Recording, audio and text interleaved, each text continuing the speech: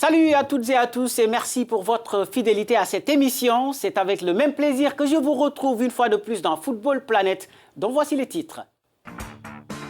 Coupe d'Afrique des clubs, les choses se précisent peu à peu pour le TP Mazembe qui poursuit son sans faute en Ligue des Champions. 3 victoires en autant de matchs alors que le suspense reste total en Coupe de la CAF. Pas de Coupe d'Afrique des Nations des moins de 20 ans pour la Zambie. Tenant du titre, les Chipolopolo ont été écartés par le Burundi dimanche. On connaît désormais 7 des 8 qualifiés pour Niger 2019. Et il a été l'une des stars de la Coupe du Monde en Russie. L'arbitre sénégalais Malang Diédhiou sera notre invité. Avec lui, nous parlerons notamment de l'arbitrage vidéo et de sa décision de mettre un terme à sa carrière internationale. Le développement, c'est tout de suite. Bienvenue dans Football Planet. C'est la grosse sensation du week-end. La Zambie ne défendra pas son titre de champion d'Afrique des moins de 20 ans, vainqueur à l'aller. Les Chipolopolo ont coulé au Burundi, défaite 3-0 lors de la dernière journée des éliminatoires. L'autre finaliste de la dernière édition, le Sénégal, sera en revanche de la partie après son net succès 4-1 devant le Congo. On connaît d'ailleurs 7 des 8 qualifiés, comme l'indique ce tableau des résultats.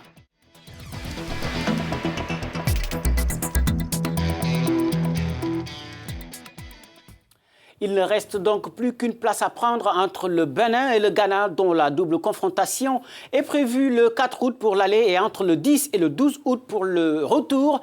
La CAN U20 Niger 2019 est prévue du 24 février au 19 mars prochain. Restons toujours dans cette catégorie des plus jeunes. Quelques semaines après le beau tournoi chez les seniors, c'est parti depuis jeudi pour la Coupe COSAFA des moins de 17 ans et les Cadors qui répondent présents. Mais le carton est à mettre à l'actif de la Namibie qui a écrasé les Seychelles 8-3.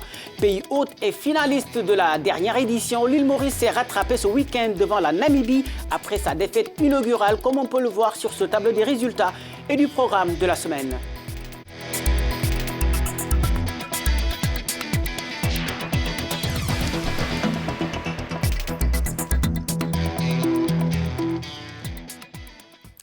La finale de ce tournoi se jouera le 29 juillet prochain et le vainqueur sera automatiquement qualifié au prochain championnat d'Afrique de la catégorie l'année prochaine en Tanzanie. Nous y reviendrons dans notre prochaine émission. Parlons à présent des coupes africaines des clubs, à commencer d'abord par la Ligue des Champions. Je vous l'annonçais en titre. Les quarts de finale se précisent pour le TP Mazembe. Le club congolais est la seule équipe à avoir remporté tous ces 3 matchs, dont le dernier il y a quelques jours face à son dauphin, le Mouloudia d'Alger. Les Corbeaux de Lubumbashi ne sont donc plus qu'à une victoire de la qualification, un ticket qu'ils vont devoir aller chercher sur la pelouse du même Mouloudia. Suivons ensemble les tableaux des résultats du programme et les classements par groupe.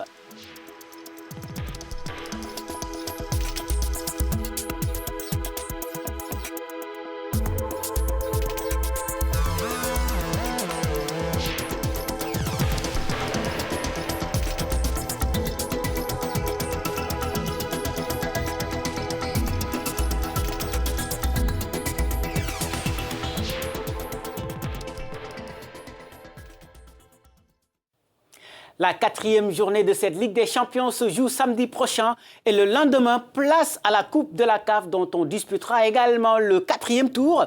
Mais c'est en revanche dans un suspense ébouriffant que se jouent ces matchs et dans tous les groupes, comme l'indiquent les classements que vous voyez en ce moment suivis du programme de la journée.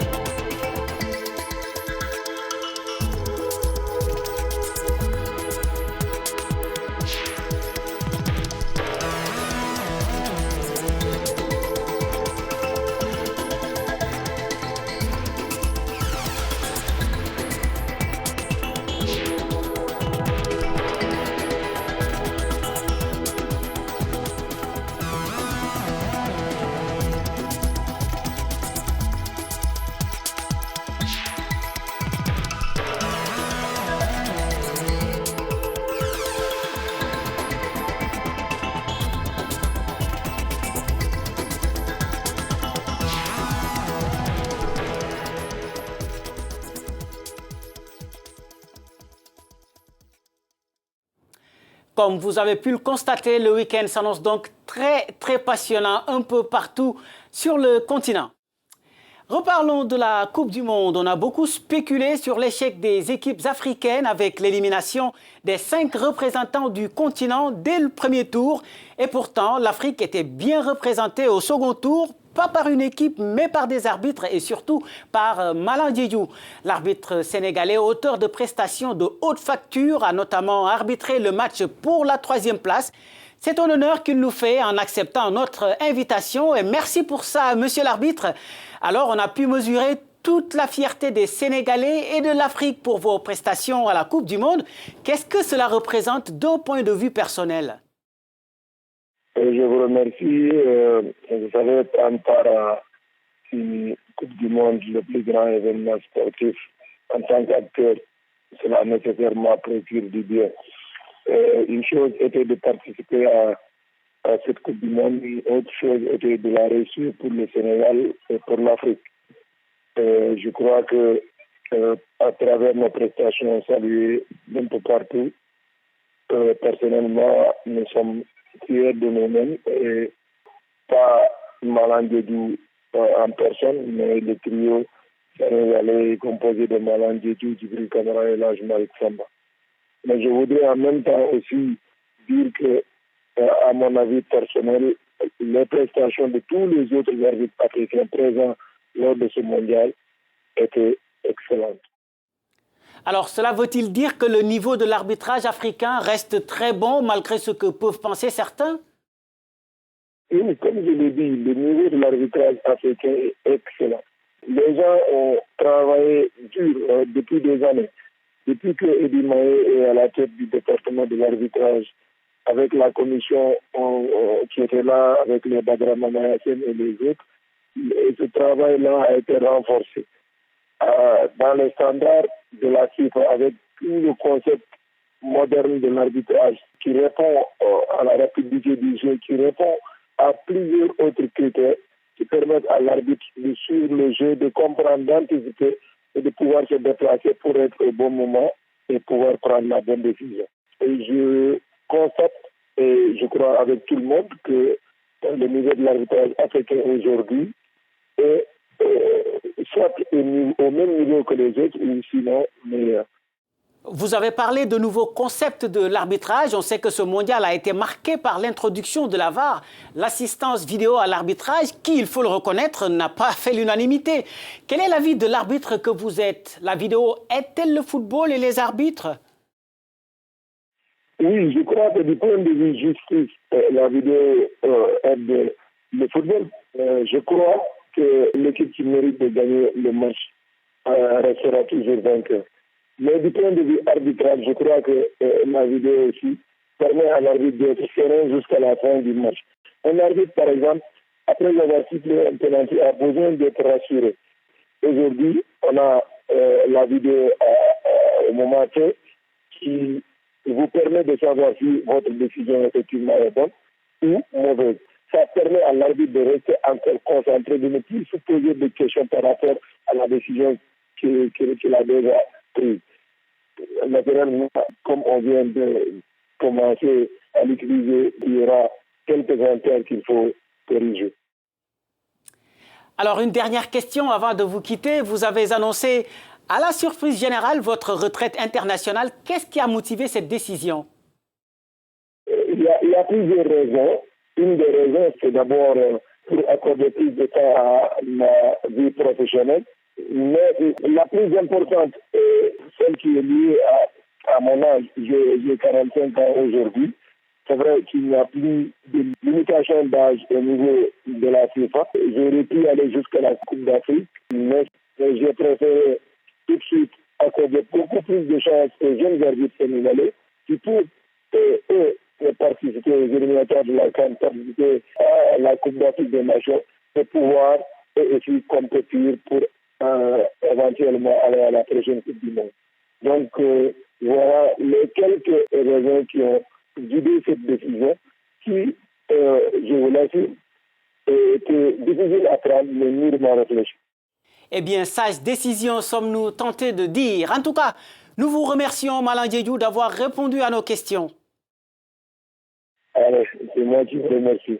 Alors, si vous n'avez pas déçu, cela n'a pas été le cas de certaines stars attendues pour éclabousser le rendez-vous russe de leur talent. C'est le cas de Neymar qui n'a pas pu empêcher l'élimination de la Seleção en quart de finale. Après plusieurs semaines de mutisme, le prodige brésilien a enfin brisé le silence ce week-end pour surtout répondre à ses détracteurs. C'est un sujet signé Victor Muisio et Chancela Nyingilimbi. Je ne voulais plus voir de ballon devant moi, je ne voulais plus voir de foot.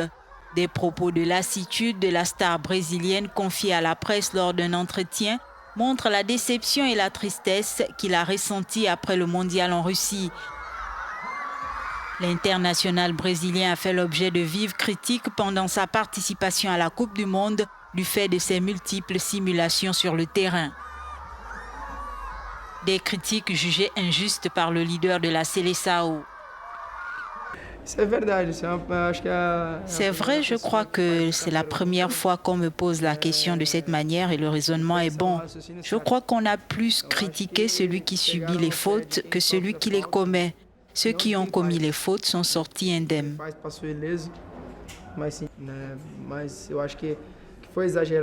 Je pense que les critiques ont été exagérées, mais je suis habitué. Je suis un grand garçon, je sais gérer les critiques et je sais gérer ce genre de choses.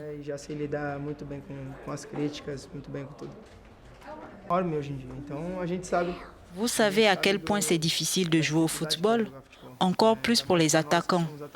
On sait que nos adversaires ne vont pas nous laisser passer sans dribbler et ça va devenir de plus en plus difficile. Mais il y a quelqu'un qui supervise tout ça. Je ne suis pas arbitre et je ne peux pas être arbitre et joueur en même temps. Si je pouvais, ce serait plus simple.